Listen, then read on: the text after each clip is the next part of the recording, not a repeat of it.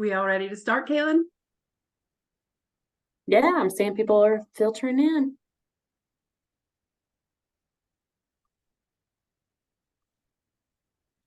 Well, good morning and welcome. My name is Laurie Abinator, and on behalf of Centralina AAA, it's my pleasure to welcome you and thank you for joining us today. Behind the scenes, operating all the technical things and helping us monitor the chat is my counterpart from Centralina, Caitlin and Mikkel Raff. Today's webinar addresses DEI, what aging service professionals need to know, or aging service providers need to know. And we have a wonderful presenter with us today, Ms. Monifa Drayton, also known as Coach Mo. And Coach Mo is a longtime friend of Centralina and wonderful trainer who's been with us a long time. But first, I have a couple of very brief announcements to share with you. We are in webinar mode today, so you are automatically muted. You can see speakers and hosts, but you cannot see other participants. We ask that you please ask your questions via the chat box. Our session today is being recorded and will be available after today at our website, centralinaaging.org. So without any further delay, I will turn it over to you, Coach Mo, and thank you so much for being with us today. Thank you so much. I am so excited to be here. I almost feel when Lori said, a friend, I feel like I am a teammate of Centralina, and I absolutely love it. They are actually, and you all are actually one of my favorite groups. I probably shouldn't say that, but you all have been so welcoming, and just the journey and the pathway of getting to this space of inclusion, equity. It is so critical, and it's critical because of where we are moving as a society, which I'll get into a little bit more, but I just had to stop and say thank you always to Centralina for being on the forefront of these conversations and not being afraid to run towards the conversation. So today we're talking about what aging service providers need to know. And these are a few Zoom webinar features. You are automatically muted. You cannot see other participants, so everybody gets to be a little private today, okay? So if I say something that you don't like and you make a weird face, it's okay. I won't even see it. So no worries at all. I won't see it. Let's see. You will see speakers and you'll see me. So, and you'll see our other hosts. Please ask questions via the chat box. I am watching the chat box, okay? And then Lori graciously said she'll watch the chat box for me as well. So if you should have questions, please go ahead and add it to the chat box, and I'll be sure to pick it up to add it. Because what I want to make sure is that it goes away with a clear understanding. You can also, if you put something in the chat box and you feel like, this might be a little bit inappropriate, I don't know what type of backlash I'll get, you can send it directly to me in private mode so that no one else will see it. So let's go ahead and just give that a quick try for me. If you can go ahead and put in the private mode, hello. And let me see if we can pick it up and we'll see what's happening here. Put it in the private mode for me. I see the chats coming through. Fantastic, fantastic. All right. Now I want you all just to try private mode. So if you drop down where it says host and panelists, go ahead and let's go ahead and try that. Okay, all right. I see the privates direct messages coming through. Fantastic. All right.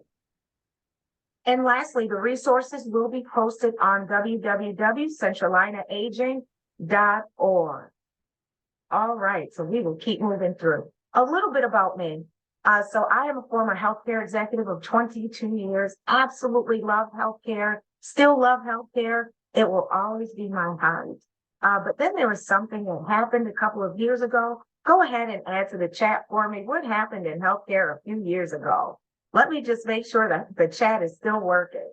What was going on in healthcare for 2 years? Exactly. COVID, a pandemic. And so in the pandemic and after the pandemic, we were working really, really hard. But during that time, I decided I want to see what else is out there. What else can I do? Because 22 years, I helped build a hospital, helped build a market, did a lot of amazing things, won some incredible awards. And so I thought, let me see. A lot of people had a little bit of shift during the pandemic, thinking, where can I go from here? And so I already had a consulting business. And so during the pandemic, my consulting business grew, and then said, oh, let me see if I can do this. Now, I'll be honest, is being an entrepreneur totally different from getting a W-2? Absolutely, it's different, but I absolutely love it because it allows me the opportunity and the freedom to do things like this, to be among so many friends, to talk about what I'm most passionate about. So also, that's a little bit about my business, a little bit about my healthcare experience. I also am the chair of the ABC board. Now go ahead and put in the chat for me. What is the ABC board? Again, I want to make sure that the chat is working. What do you know about the ABC board? Go ahead and add that to the chat. What is that? And you all have probably been there before. Maybe, maybe not. Who knows? The ABC board is your Alcoholic Beverage Control Board. I see some people saying, I have no idea. It is your Alcohol Beverage Control Board. And so I am the first Black woman to chair that board, and it has been amazing. So today we're going to talk about just the big idea. We're going to talk about the big idea, and I'll explain to you what the idea is. The reason that this topic is so important to me is because I've worked in healthcare for so long. And I know what discrimination looks like in healthcare. I know what stereotyping looks like, and I know how it impacts patients. For those of you who are care providers, and we probably have a good mix on the call, but for those of you who are providers or caregivers, it's critical that you really understand what diversity looks like, what inclusion looks like, what stereotyping looks like, what bias looks like, and how do we move through that? Because when we don't, it ultimately impacts the care that you give subconsciously. You may think that it doesn't because oftentimes our thoughts, we don't understand how our inner thoughts or our deep thoughts contribute to the way that we care for people and the way we extend ourselves, even in our communities, but it does. So the only way that we can really move past that and move through that is to make sure that we are aware of. And so I just throughout my time in healthcare, if a patient, for example, and actually even statistics will show, there are certain groups that are more likely or inclined to get the feedback or to experience racism and discrimination. So, for example, studies have shown that Black patients typically are less likely to receive pain medication or any type of substance to control pain. A study also showed, a study of medical students showed that they were most likely to consider giving pain medication to minorities because they had the assumption that the skin of minorities, specifically Black people, was thicker. And so when you have these types of discriminations or these types of unconscious biases, it will definitely impact how you show up for those who you care about. It's not always malicious. And I want to be very honest, it's not always malicious. And we'll talk about where do we get these ideas? Where do we get these thoughts? So before we go in, a couple of ground rules I want you to remember. Listen while avoid being judgmental or defensive. You may hear something that maybe you don't really like, but I want you to really, and it's okay for you to send me a message and say, hey, that makes me a little uncomfortable. That is absolutely fine. But what I want you to do is really have an open mind in this discussion. We are who we are. A lot of what we know and a lot of how we were raised shows up in our everyday life. It shows up in how we think, how we process, how we move, what we engage in. So I want you to listen and try not to be defensive, okay? I want you to throw fear of retaliation out the window. So if you put something in the chat, what I would ask everyone on the call today is to please have an open mind. And if you'll know each other, and again, I know everyone can't see each other, and that's okay, but you may recognize the name in the chat.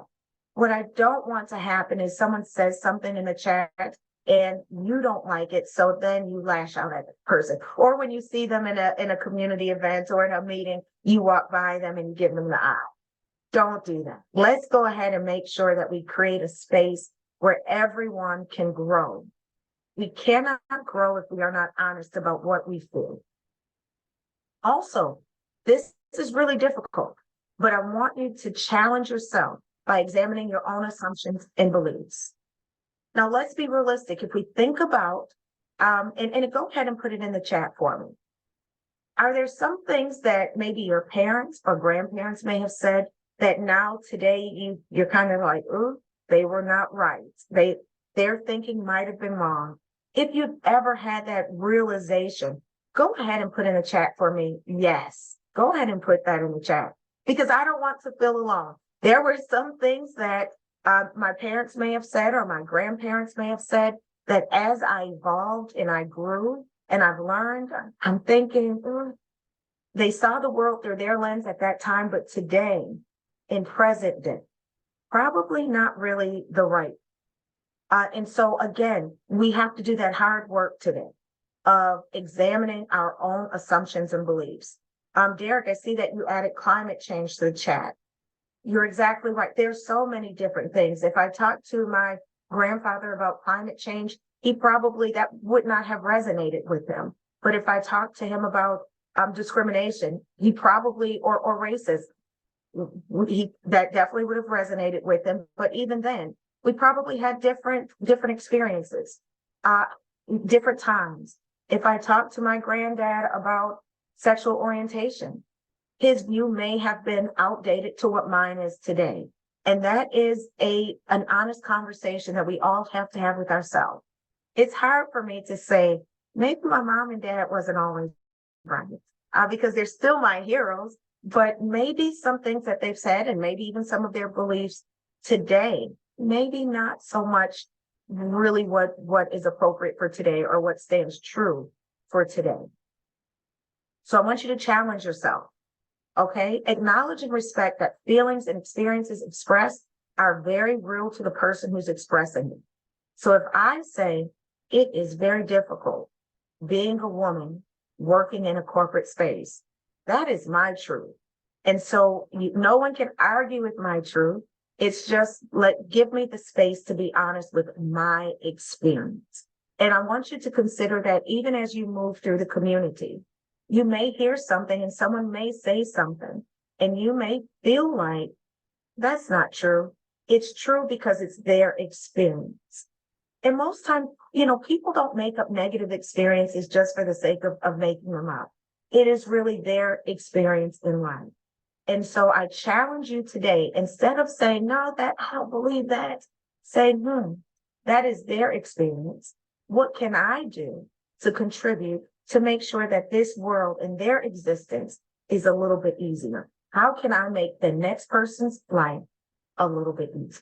So I want us to really think about that. Acknowledge and respect the feelings and experiences of someone else. You don't have to agree. You don't have to even agree. If I say something, you don't agree with it, it is okay. And I always invite anyone who have the opportunity to share space and time with. I love to hear your opinion. So if you hear something that saying you don't like it, let's talk about it. And then lastly, I want you to be present and engaged. I can't tell you how many times I've been in a session and someone may not be all the way engaged. And then they'll say, I don't agree with that. But that's because they only heard a piece of what was said. And so, and I've had people raise their hand at really awkward times because they were not engaged. So I want you to think about that as well. Okay. So be present and engaged because again, once we finish this session, you are charged with, you are appointed and anointed to be change agents in your community. So I want you to be present and engaged so you can get this information and give the information away. So this is a give and then give away. Okay. All right. We will keep moving through. Now, if you need to find me, if there's something that you really love that I said, or if there's something that you need just a little further explanation on and time runs out, I want you to go ahead and find me. Okay. You can find me on LinkedIn. You can email me at coachmo@draytonleadershipllc.com.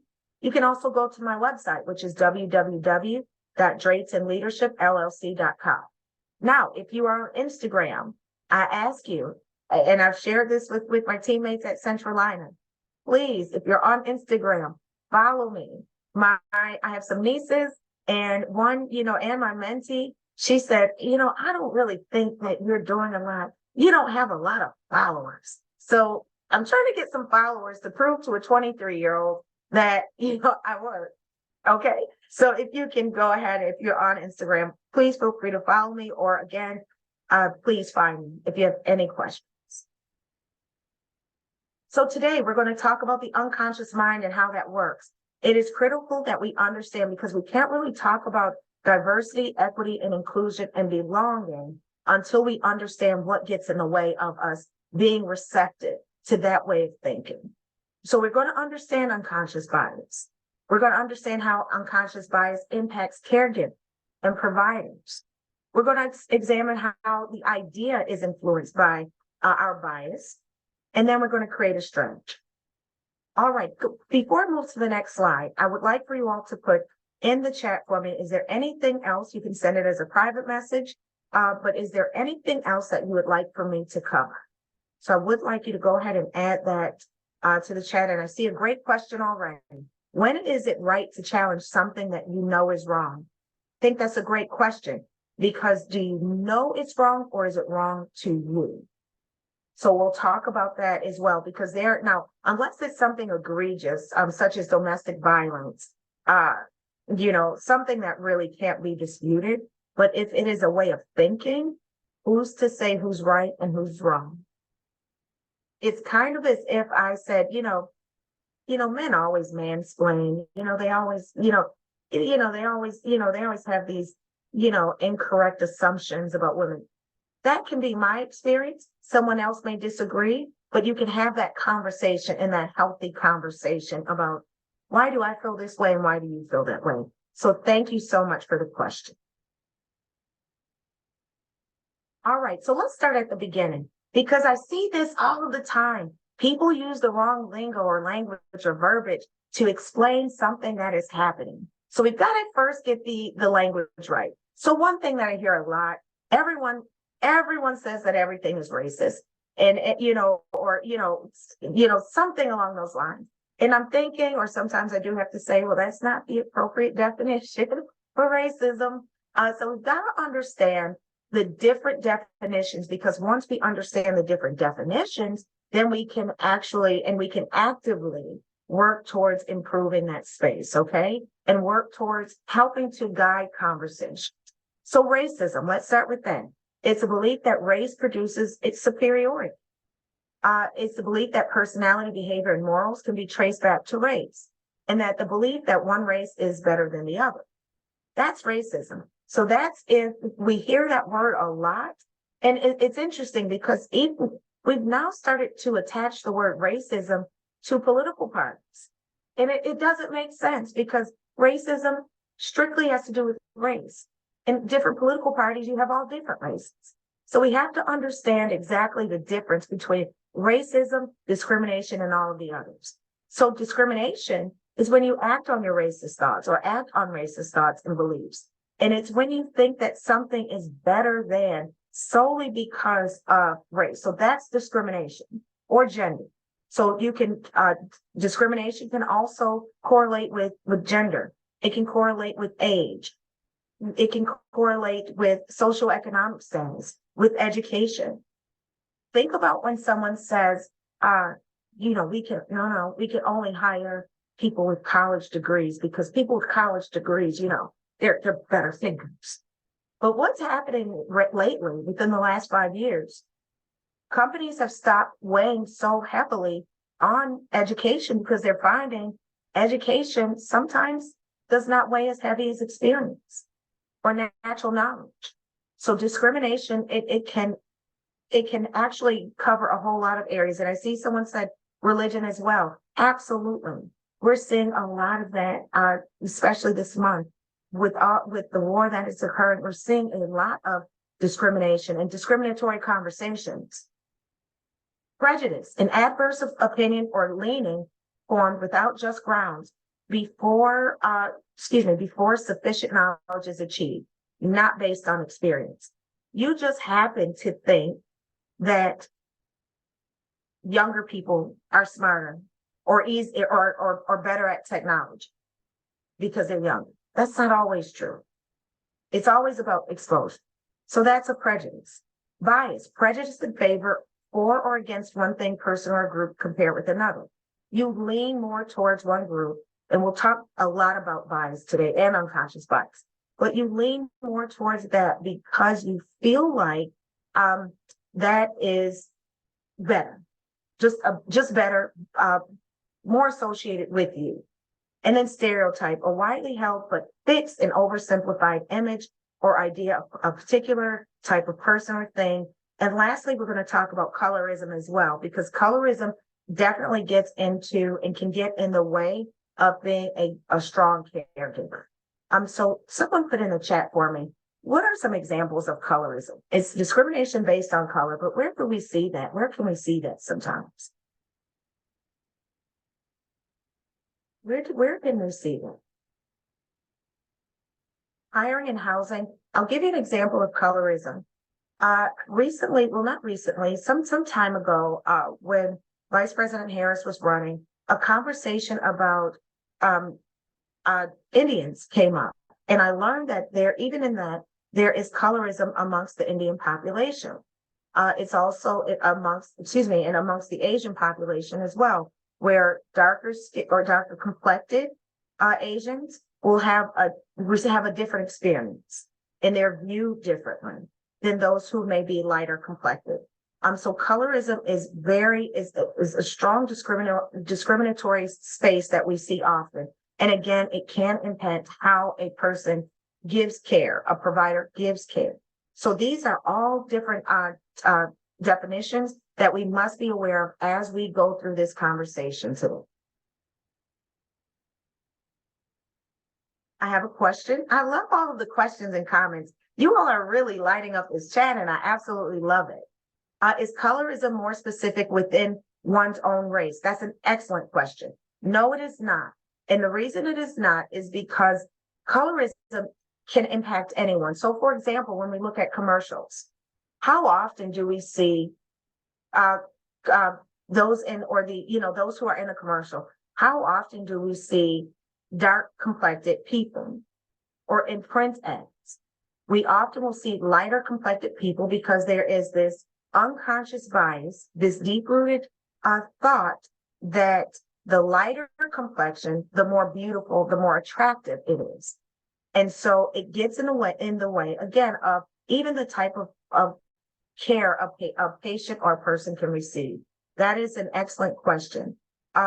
When we look at even skin bleaching, countries that have the highest rate of skin bleaching, it's the countries in the Asian, on the eastern side of the world. And even in Africa, we see a lot of skin bleaching as well. So I want you to think about that as when you think about what does colorism do and how does it impact how you show up? What do you perceive to be beautiful? How will it impact how you treat a patient that you may see or a client that you may see?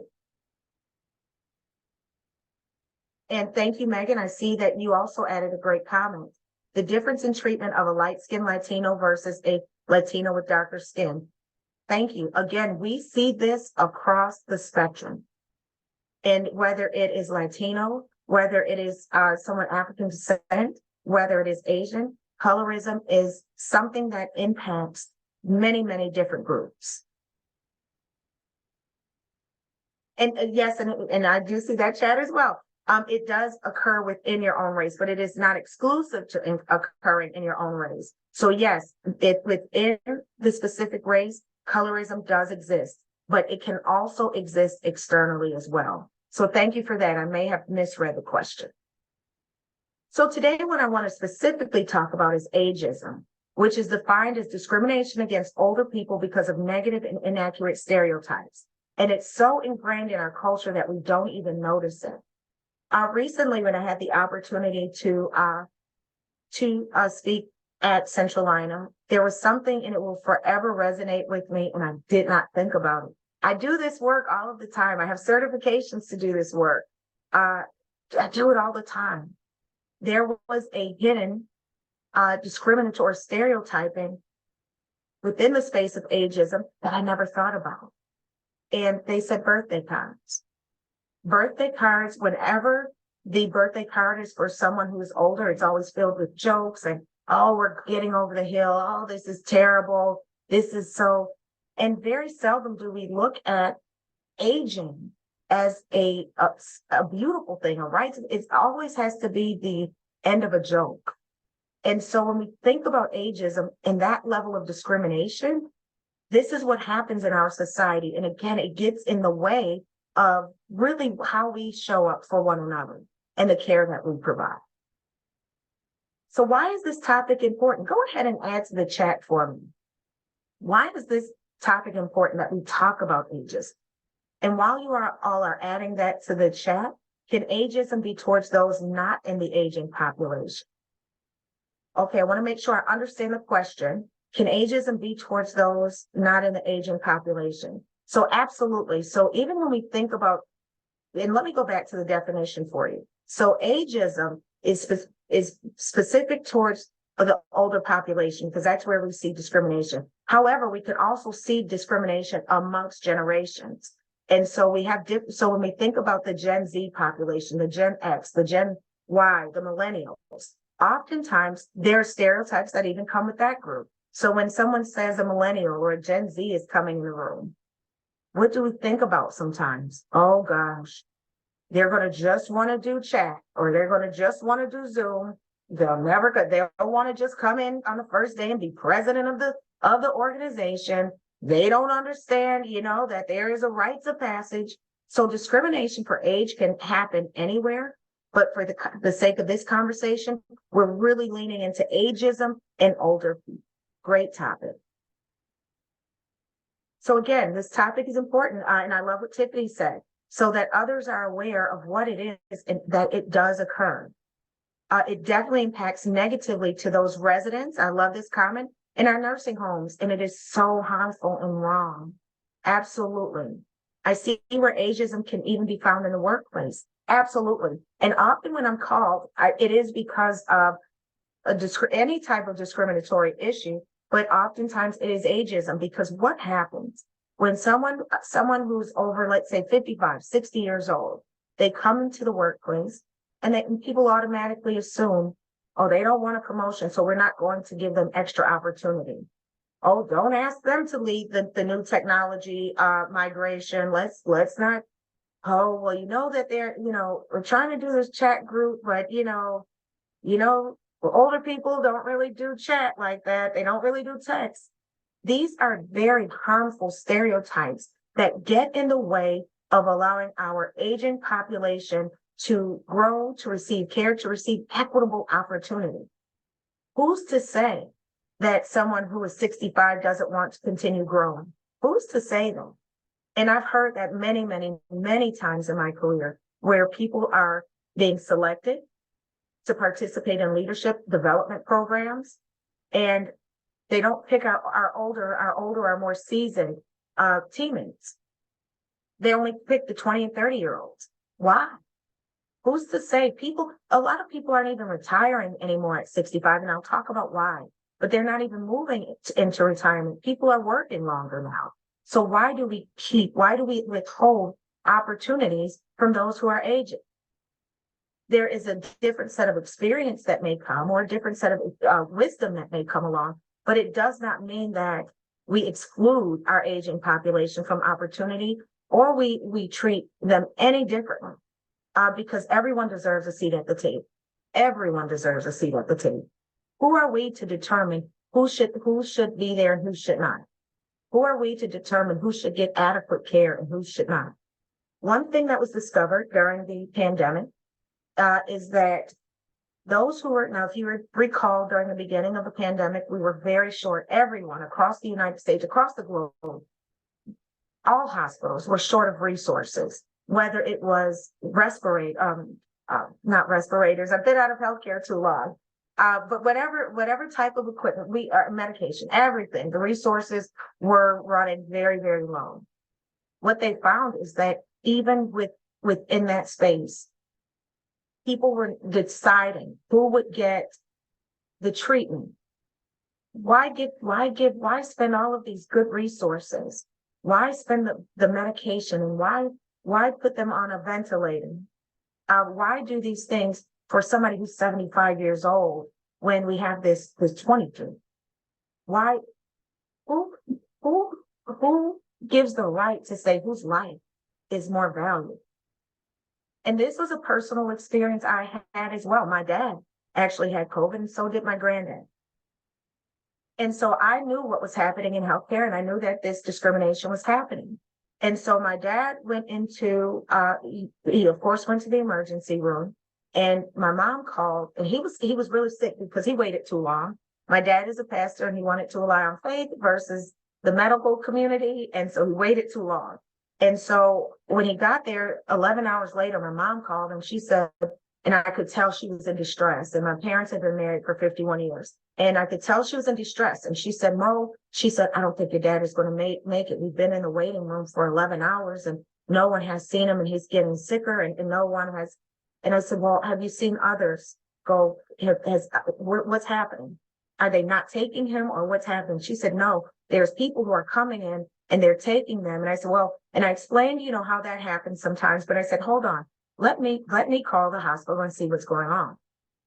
And so what I realized is they were pushing my dad, a 75-year-old man, back down the list, further down the list, and they were taking younger patients before they were taking my dad. Now, that's my dad. And I also know how the healthcare system works. So once I had a good little conversation with the doctor, and they understood that I knew exactly what was happening, within about 20 minutes, they found a room for my dad.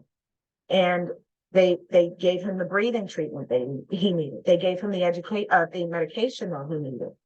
But that was a serious issue that was happening, in which they were deciding who would receive care. Some hospitals, not all, but they were deciding who should receive the care based on the age of the patient. And so many studies have shown that there was a lot of discrimination happening in that space. So why is this important? Because we need to understand how this impacts how we care for those who we serve. So when we look at how is America changing? What's happening here in this middle? Go ahead and add to the chat for me. What do you see is happening? What's happening in our society? And while you all are putting that in the chat, Lorna, I'd like to answer your question. How do you advocate without being tagged the problem? That is a great question. So when I was receiving a certification for diversity, equity, and inclusion, we talked about that. Sometimes we always need to understand the difference between being an activist and being an advocate. Sometimes when you're an activist, you can come across very emotional, very erratic. They don't know when you're going to throw the bomb. They don't know when you're going to try to burn the system down. They just don't know. And so a lot of times that's when you're tagged as the problem. But if you approach it from a space of advocacy and collaboration, and how can I work with you? This is a problem I've identified. How can we work together to solve this issue? You no longer become an activist. And I want to just clarify, sometimes you have to be an activist. Like when my dad was in the hospital and I knew he wasn't getting treatment, I had to be an activist in that moment, but also know when it's time to be an advocate. You don't always have to be emotional. You don't always have to be angry. You don't always have to be forceful. Sometimes just being collaborative will get you to the end result and get you what you need faster. All right, and I see the excellent responses coming through. 65 plus represents the largest demographic of the U.S. population, and it's growing. People are living longer now. So this is why we're starting to see the face of America change. People are not retiring at 65, whether it is because they simply, are well enough to work. They simply, maybe the money, they are not financially stable enough yet. Maybe simply just enjoy working. And that, again, is something that I saw a lot of in the workspace. When people started to turn around 60 years old and they were considering layoffs, they'd go to the 60-year-olds first. So I see, got another birthday coming up. So let's talk about that retirement. Who said they were retiring? Who even said that? So again, these are unconscious biases that we need to remember. And so thank you very much for adding. You're exactly right. So 65 and plus, it's growing. That 25 to 64-year-old, it's lessening. Okay. So, and also we have to think the birth rates are declining as well. So now we have 65 and older who are living longer. Birth rates are slowing down. So we're starting to see an older population. So these are just some stereotypes that make me angry. But these are some stereotypes that we see when we think of older or our aging population, which are inaccurate because most stereotypes are often inaccurate anyways. So we find them to be unhealthy, old, fragile, forgetful, vulnerable, senile, lonely, boring, forgetful, weak, pensioners, incompetent, victim. So what happens when we have these stereotypes in our mind and this is what we think? How will we approach a person who we are caregiving or providing care for? How do we approach the situation at that point? We start to really consider and we start to think, oh, well, they're fragile, so let me help them get out of the bed. When they may think, I don't need you to help me get out of the bed. I don't need that. I'm fine. That can be and so even in those cases, always ask first, may I give you some assistance? They may say no. No one wants to feel incapable. And so when we think about these stereotypes, we have to, again, make sure that we're not caught in this space. So let's talk about unconscious bias and conscious bias. And Tanner, I see what you said. Give them options and give them autonomy. I love them. I love them. Your intentions may be good, but they may really go against what you were trying to do. Okay, so give them options. And also be considerate and provide proper care. I love this chat. So kudos to all of you. So unconscious bias, bias that shapes our feelings and behavior without us recognizing it. So give you an example. Let's say if I walk into an elevator and I'll say it differently. Let's say I'm walking down the street and a young Black man walks by me with a hood and I suddenly get afraid and I suddenly feel like I must cross the street. That's an unconscious bias. And we'll talk about why we may feel that way. Not just about someone in a hood, but why if, someone says, hey, you're going to be assigned to care for a 80-year-old and you suddenly think, okay, I'm going to have to do a whole lot of work. I'm going to have to bathe them. I'm going to have to take them here. I'm going to have to do this. That's unconscious bias. Your conscious bias is when you understand. It is intentional and you are aware. It is the awareness. Conscious bias can be addressed with laws and policies. So when we talk about, let's say, discrimination, there are laws that will help create the barrier to help correct wrongs. And so that's what conscious bias is. So your explicit bias is what lies above the surface. Your implicit bias is that unconscious bias that lies below the surface. So I want you to go ahead and put in the chat for me, give me some examples of explicit bias. And I'll go back to explicit is also the conscious bias. It is the top of the iceberg.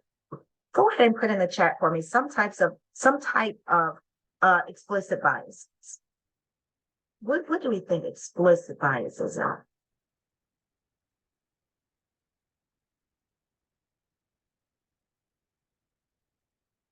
Okay, so I like that. Less pay for women.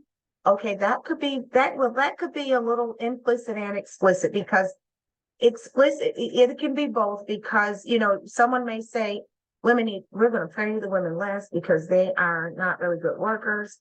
Or they can say, hey, we didn't even realize we weren't paying women the same. So when we think about explicit bias, what lies above it, it could be race, hair color. When we don't think about that, it could be religion. If somebody says, hey, I'm a Muslim, they think, oh gosh, don't know about that group. It could be where you live. It could be race. It could be gender. It could be age. It could be all of these things. Implicit bias is a little bit different. Billy, I see that you added the stereotype. Thank you for adding. Blondes have more fun. Now, one of my very good friends is a blonde, and she, not the funnest person in the room. I love her. Not the person. Great to talk about politics with. Not the person to call for martinis on a Friday night. Just not. Love her though. I hope she doesn't see this, but well, she knows that about herself anyway. She knows it. All right. So thank you for adding that to the chat. How does it occur? Now, how do we get to this space? Experience. That's one way we get to it. Experience. Facebook, all of these social media outlets, everyone, I encourage everyone to please let's do a little less social media. Unless you are intentionally engaging in pages that are uplifting to you. But when we start to look at ageism and all of the isms, we're picking up a lot of this from social media, and it is feeding us with incorrect and inaccurate information. So let's start to think a little bit less social media.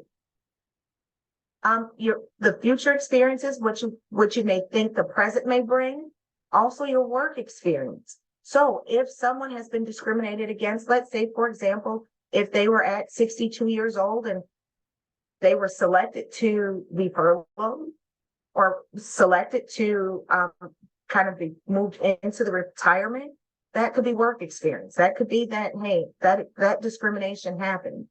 Media, internet, radio, all of these places contribute to our unconscious bias. But this is what we need to get to, everybody. When we have this space of unconscious bias, it gets in the way of appreciating diversity. It gets in the way of appreciating inclusion, and it gets in the way of creating spaces of belonging. And so my Central Liner teammates, they've seen this before. So I want you to take a look at both pictures. Tell me on the left, what do you taste? What do you taste on the left? Go ahead and add that to the chat for me. What do you taste on the left? Go ahead and add that to the chat.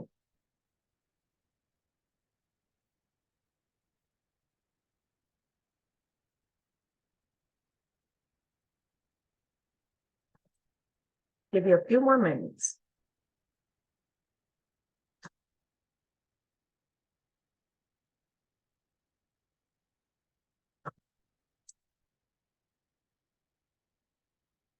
Okay, let's see.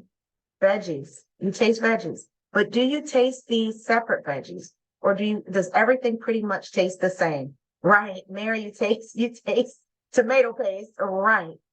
Absolutely. With the soup, everything tastes the same. It doesn't taste different at all. But with a salad, you get the chance to taste all of the difference. And that is what we want to get to when we talk about tasting the difference and being and appreciating difference. That's what inclusion and belonging really means, is getting to that space of appreciating our differences. And again, some of the stereotypes and unconscious biases, gender, pregnancy, disability, education, school, all of these things are stereotypes and unconscious bias that we need to be aware of. So when we talk about diversity, it's different elements, it's variety, it's the range of human experiences. That's what we want to appreciate. We want to appreciate everybody's different human experiences. I love talking to people who are different from me because I learn every single time. I absolutely love it. So that's what diversity is. So diversity, I want you all to think about this. I'd like for you all to close your eyes just for a moment, okay? I want you to think about you are at a party, right? You're at a party.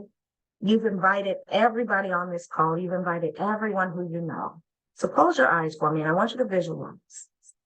You're at this party. You're having a great time. Everybody is there. The music, you have a wonderful jazz band.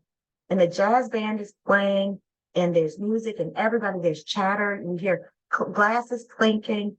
The doorbell keeps ringing because you have the best party. So everybody is there. Now, everybody feels welcome because you've given everybody hugs. You've allowed people, hey, go get the food. Go ahead. Let's go ahead and have a good time. I want to introduce you to Mary. Mary's fantastic. Mary, yeah, hey, listen, she's from Florida. Go ahead and meet Mary. Everybody is having the opportunity to connect and to meet. Then the music starts to play. But now you see everybody standing on the wall. Only a few people will dance. That is because everyone doesn't feel like they belong. So what we want to do is we want to get everybody comfortable belonging. We want everybody to dance because, it's not always fun when the majority of the people are the wallflowers. So you have this great music, people are dancing and everybody is not dancing and people are talking, but everybody isn't dancing and everybody's dancing because some are saying, oh, I'm not really a good dancer. If I dance, then, people may look at me funny. People may not really feel comfortable with how I'm dancing. So I'm going to just hang out on the wall. So go ahead and open your eyes for me. How do we get everybody to dance? How do we create spaces of belonging? So at the beginning of the slide, I talked about the big idea. Idea means inclusion. D is diversity. E is equity. And A is allyship. So I want you to add to the chat for me, what are some ways that we can get everyone to dance? How can we get everyone comfortable with things? How can we get everybody in the space of being comfortable with providing care to diverse groups? What can we do in this space? And as you're adding that to the chat, I want you to look at this for diversity. Disability, individuals, variety and varying, education, race and religion, sexual orientation and social class. I think social class is a very important one because we are very divided in this country between the haves and have-nots. Even when you go to events, sometimes they'll say, well, for an extra $100, you can be VIP. And then when you get to VIP, it's just a little seat right next to everybody else anyways. But we are a society that thrives on social class. Individuals, your thought process. It's important for us to remember that the thought process is also part of diversity. You can have 20 different people who are 65 years old, same race, at the table. There will still be diversity because that human experience is what matters.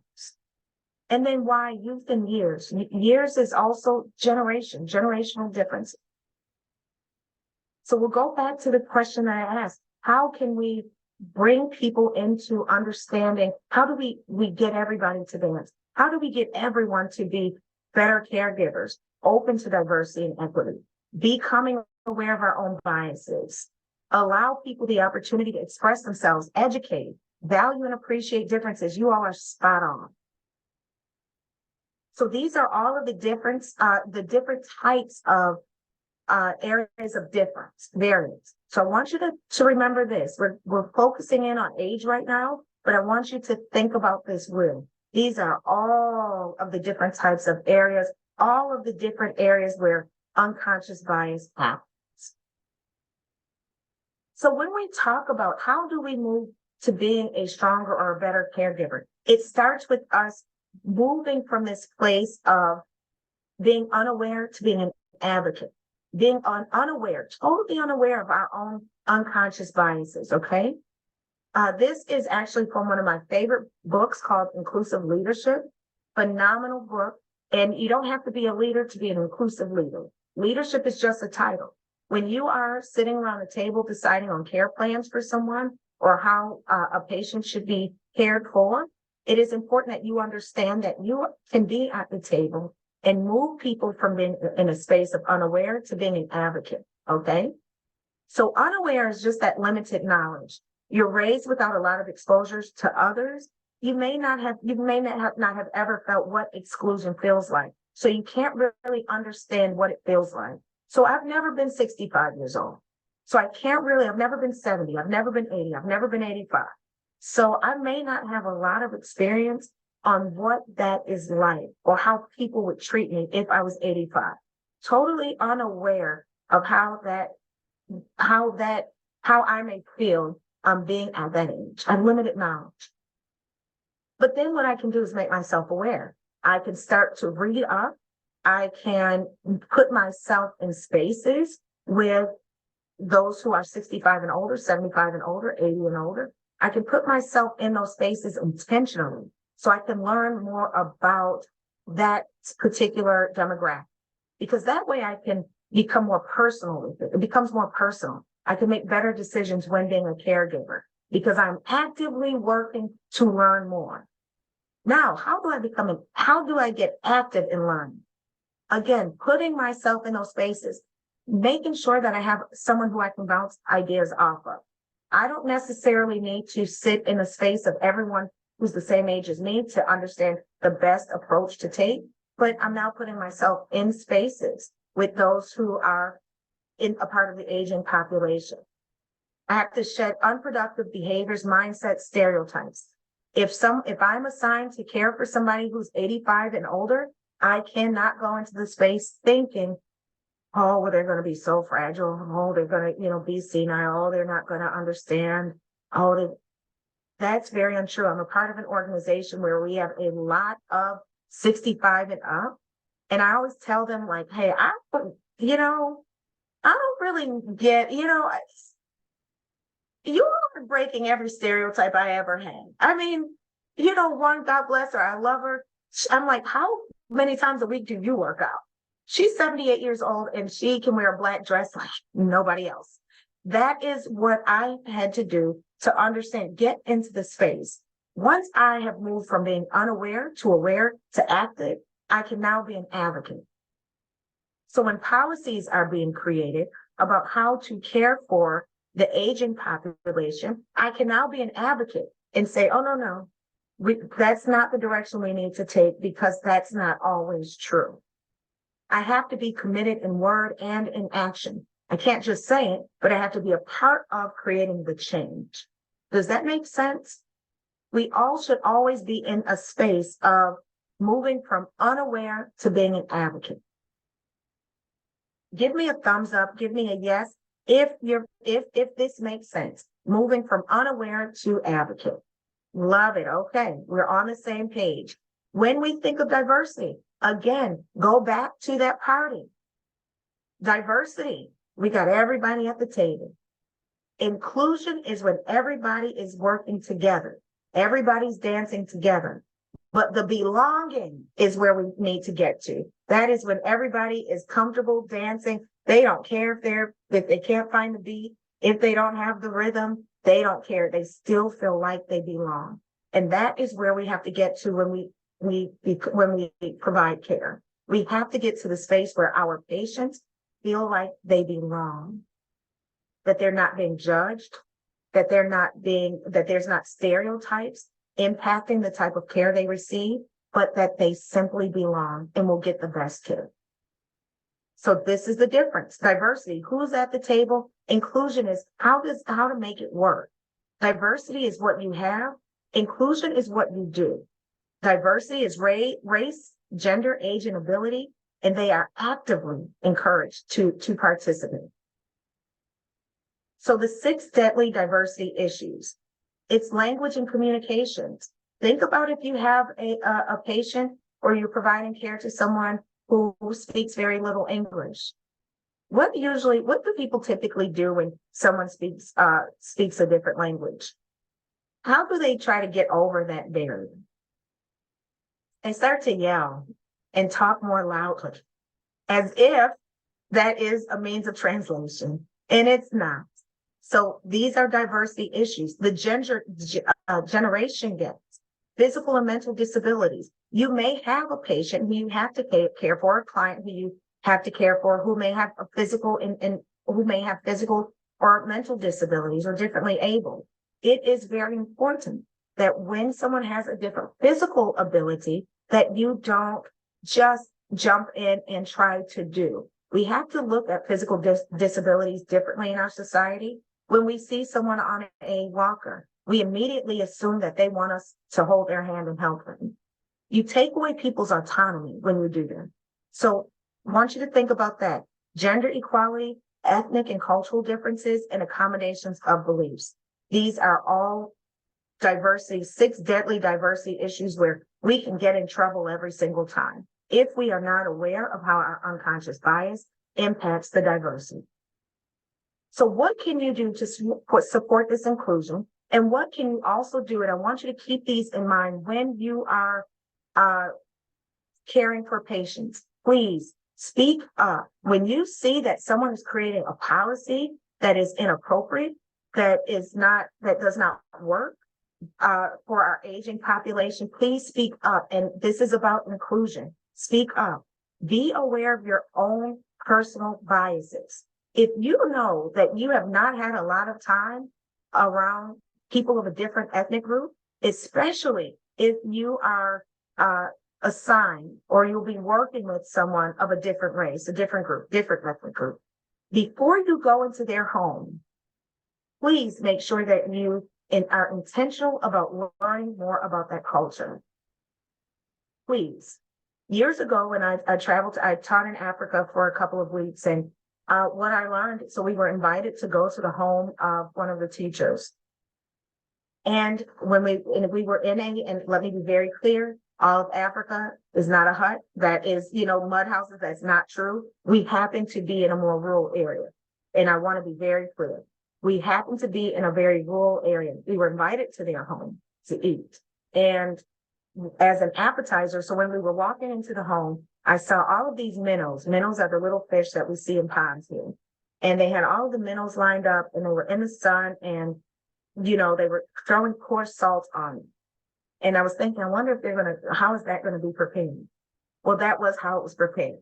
So what I learned quickly is, even if it's something I don't like to eat, a part of the culture is to not decline food. So whether I like the minnows or not, that's what I eat. So be aware of the different customs as you are providing care for patients or for your clients or whatever capacity you're providing care. Establish intentional and authentic diversity opportunities. Understand what the policies are. Always avoid, when you're providing care, avoid any race-based or culturally insensitive jokes. You may think it's funny, just leave it alone. Don't do it, because you can separate and create a barrier to that opportunity to really bond with those who you care for. So just stay away from, even if you remotely think it might be offensive, stay away from it, okay? Also, again, be aware of your personal biases, and then analyze the diversity in ranks and customer base and employment. Understand what that looks like, okay? So we are at the end, and I would like to thank you all for allowing me to be in this space with you. I am passionate about equity in healthcare because I've seen, on the other hand, how it impacts the life of someone. I saw personally how my dad's life could have not been saved because of inequity. I saw how they were going to push my dad to the side because of his age, maybe even because of his race.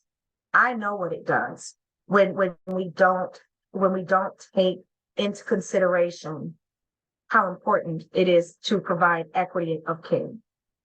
So as you move through and as you touch the lives of so many, and as you are in this community to make change, think about your own personal bias. And I want you to be okay with saying, I know that's what my mom and dad told me, but might not be right. Challenge your own assumptions. Okay, be active in learning more about others, about other races, about other ages, about other generations. Be active about that, and then become an advocate. You have the power to create the change that we need in our community. It is going to take one person at a time. We cannot change everything at one time. How do you eat an elephant? One bite at a time. You can't eat a whole elephant at one time. One person at a time. And so again, I want to say thank you so much for allowing me to be in this space with you, but more importantly, for taking the time out to say, how can I move from unaware to becoming an advocate? You all have now been charged. You are anointed and appointed to make change in this community. And I am so inspired by each of you. Thank you all so much. In Central Ina, Lori and Caitlin, thank you for being such amazing hosts for me. Thank you so much. And everybody, have an amazing day. You very much.